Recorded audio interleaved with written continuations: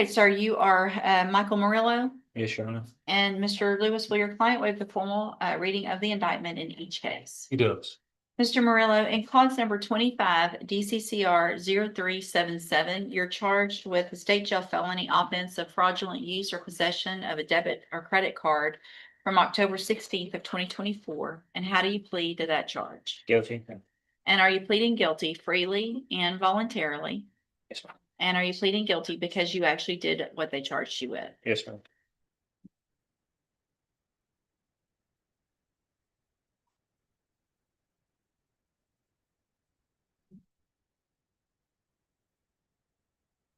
And then in clause number 25, DCCR 0378. Just a second. I'll just need my tablet to go faster.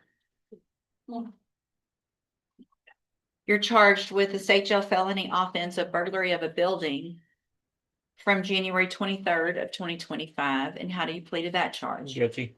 Again, are you pleading guilty freely and voluntarily? Yes, ma'am. And are you pleading guilty because you actually did what they charged you with? Speak up, please. Yes, ma'am. Thank you.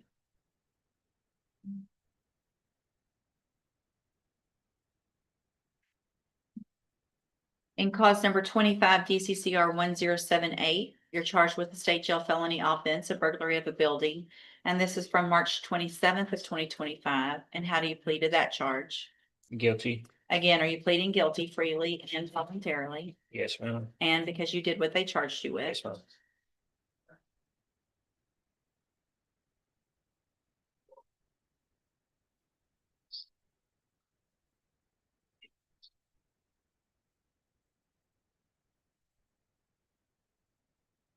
Clause number 25, DCCR 1079, you're charged with the state jail felony offense of burglary of a building.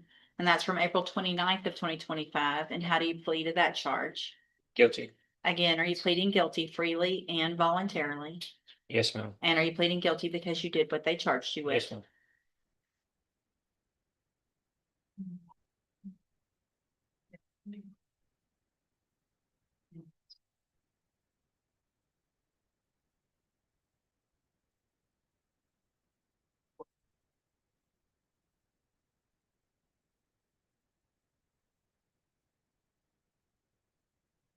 And then in 25 DCCR 1516, you're also charged with the state jail felony offense of burglary of a building from April 30th of 2025. And how do you plead to that charge?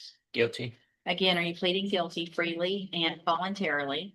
Yes, ma'am. And are you pleading guilty because you actually did what they charged you with? Yes, ma'am.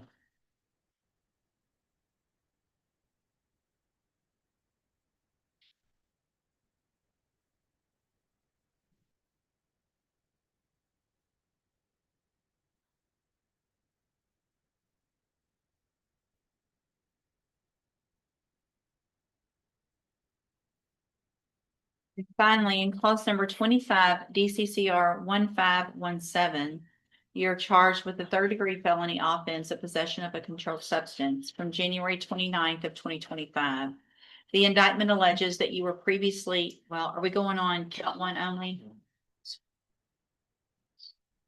So the state's elected to proceed on that count only, which is that possession of third-degree felony from January 29th of 2025. And how do you plead to that charge? Guilty.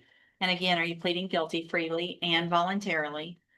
Yes, ma'am. And because you actually did what they've charged you with? Yes, ma'am. In all of these cases, I have here on the tablets documents that have your signature on them that the state has marked as exhibit number 1. Before you sign these, did you go over them with Mr. Lewis? Yes, ma'am. Do you fully understand them? Yes, ma'am. And do you understand, if I follow the agreements that you've made with the district attorney, that you'll be waiving or giving up any right to appeal? Yes, ma'am. Do you also understand, if you're not a U.S. citizen, that a plea of guilty or no contest may result in your deportation, exclusion from admission to the country, or denial of naturalization under federal law? Yes, ma'am. State tenders number 1 in each case. No objection, Judge. It's amended in each case. Is there any evidence that Mr. Marillo is not competent? No, Judge. All right, sir. In all of your cases, I'm going to find that you entered your pleas of guilty freely and voluntarily. Find that you're mentally competent and you understand the nature and the consequences of your pleas. And cause number 25, DCCR 0377, find sufficient evidence to find you guilty, and at this time find you guilty of the state jail felony offense of fraudulent use or possession of credit or debit cards. Sentence you in accordance with your agreement to a term of 20 months in the state jail prison. You will receive credit on that sentence for any time that you've been in custody that the law gives you the right to receive. In cause number 25, DCCR 0378, you're charged, I find you guilty now, of state jail felony offense of burglary of a building. Sentence you in accordance with your agreement to a term of 20 months in the state jail prison. You will also receive credit on that sentence for any time that you've been in custody that the law gives you the right to receive. In cause number 25, DCCR 1078, find sufficient evidence to find you guilty, and at this time find you guilty of burglary of a building. Sentence you in accordance with your agreement to a term of 20 months in the state jail prison. You will also receive credit on that sentence for any time that you've been in custody that the law gives you the right to receive. Clause number 25, DCCR 1079, find sufficient evidence to find you guilty, and at this time find you guilty of burglary of a building. Sentence you in accordance with your agreement to a term of 20 months in the state jail prison. You will also receive credit on that sentence for any time that you've been in custody that the law gives you the right to receive. Cause number 25, DCCR 1516, find sufficient evidence to find you guilty, and at this time find you guilty of burglary of a building. Sentence you in accordance with your agreement to a term of 20 months in the state jail prison. You will receive credit on that sentence for any time that you've been in custody that the law gives you the right to receive.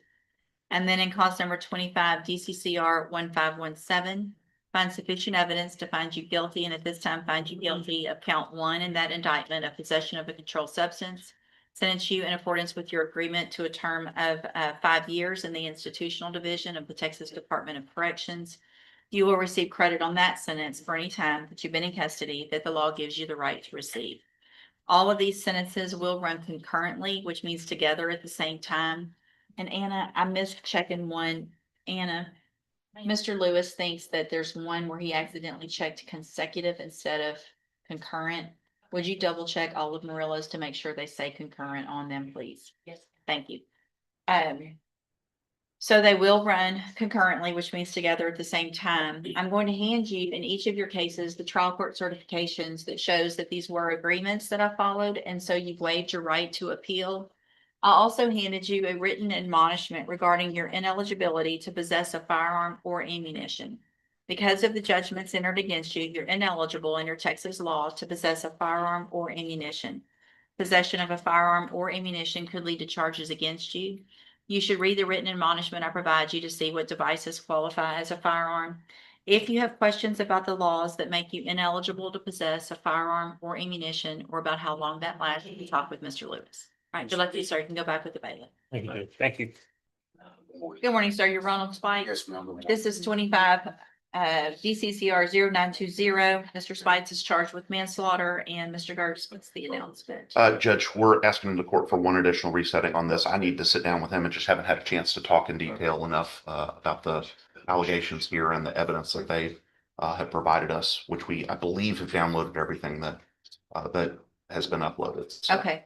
Anything that you know of that you're waiting on? All right, so Mr. Spites, what I'm going to do is now that Mr. Gertz has everything, he'll be out there, I'm sure, to go over all of the information and discovery that he's received, and then we'll see where we are at the next court date. Okay, thank you. Where facts meet emotion, justice finds its voice. To witness more real courtroom moments, subscribe to Law Nexus.